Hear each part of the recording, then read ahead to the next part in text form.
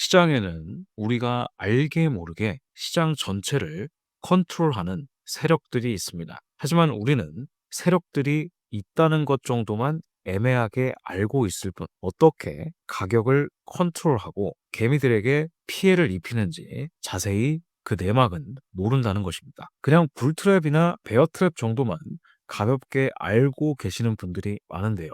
이번 시간에는 제가 이 이론에 입각해서 세력들이 어떻게 개미들을 털어먹는지 설명드리고, 개인들을 어떻게 세력들이 농락하는지 그것을 역이용해서 제가 실전 매매했던 영상과 같이 공유해 드리도록 하겠습니다. 자, 그러면 바로 시작해 보겠습니다.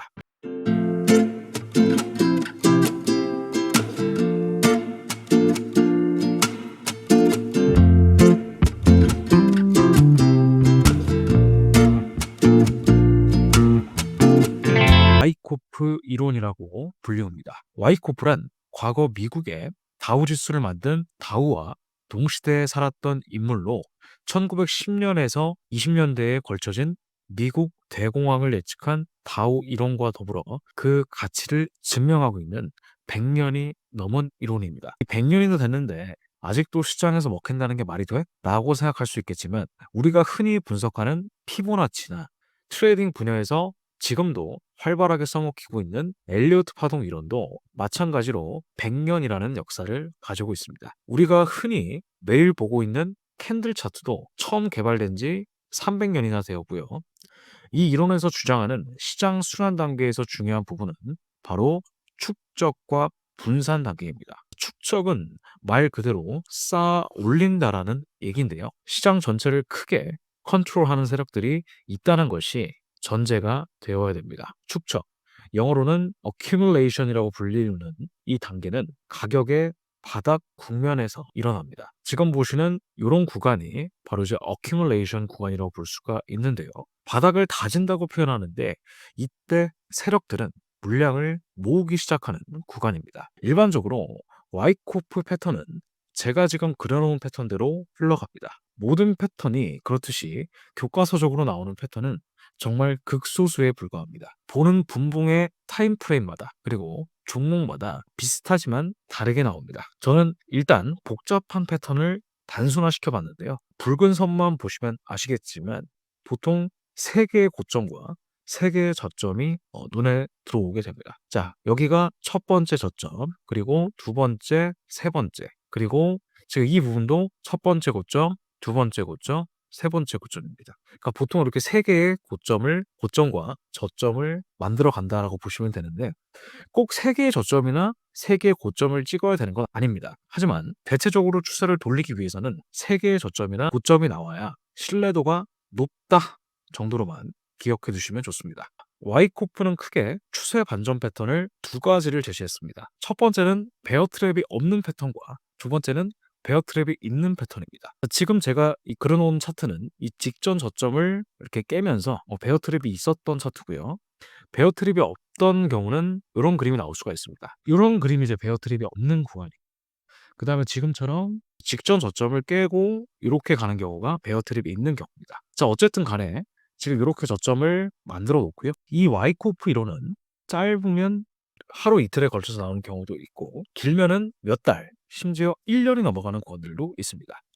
자, 우선 가장 제가 경험상 쉽게 보는 방법은 일단 이 패턴을 다 머릿속에 넣어서 암기하고 보면 정말 좋겠지만 사실 불가능합니다. 딱 차트를 봤을 때 이 구간이 A 구간이나 B 구간이다, 이렇게 알 수가 없습니다. 그거는 우리가 컴퓨터가 아니기 때문에 당연한 거고요. 보통 제가 이제 추세 반전이 어느 정도 좀 이루어졌을 가능성이 높다라고 판단되는 구간은 보통 이제 B 구간에서 C 구간에 넘어갈 때 그 구간을 알 수가 있습니다.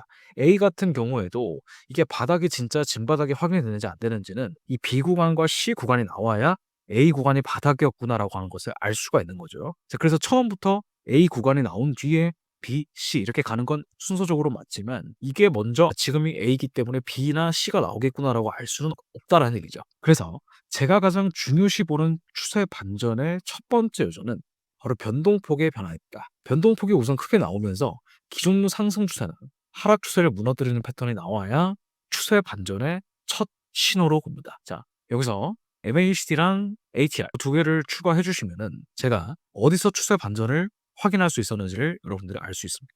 저는 어떻게 봤냐면은 이 고점과 고점의 추세선을 요렇게 연결을 했습니다.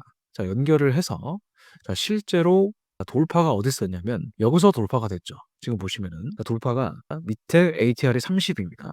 캔들의 변동폭은 35잖아요. 그러니까 추세선을 처음으로 딱 큰 변동폭이 들어오면서 돌파가 됐다라는 얘기죠. 요거를 보고 '아 찐 바닥이구나.'라고 알 수가 있는 제가 보는 방법이 이렇다는 얘기고요. 뭐 여러 가지 보는 방법이 있겠지만 여러분들이 취사 선택하셔서 여러분들만의 기법으로 완전히 만드셔야 되겠습니다. 그리고 나서 그 뒤에 트랩 패턴이 나와 주고 트랩 패턴이 나올 때 상대적으로 이 전저점보다 거래량이 조금 감소하는지 요런 거를 좀 보시면 될 것 같고요. 보시면은 요런 식으로 이 신저를 만들 때 거래량이 줄어들잖아요. 그러니까 요런 것들도 볼 수가 있겠습니다. 그래서 테스트할 때 거래량이 줄고 그러니까 요런 것들이 이제 거래량으로 한 번 정도 더블 체크하는 그런 구간이라고 보시면 됩니다. 반대 패턴은 분산이라고 합니다. 제 경험상 Y코프는 반대로 움직입니다. 그래서 고점에서 물량을 넘기고 폭락을 시키는 패턴도 똑같이 움직입니다.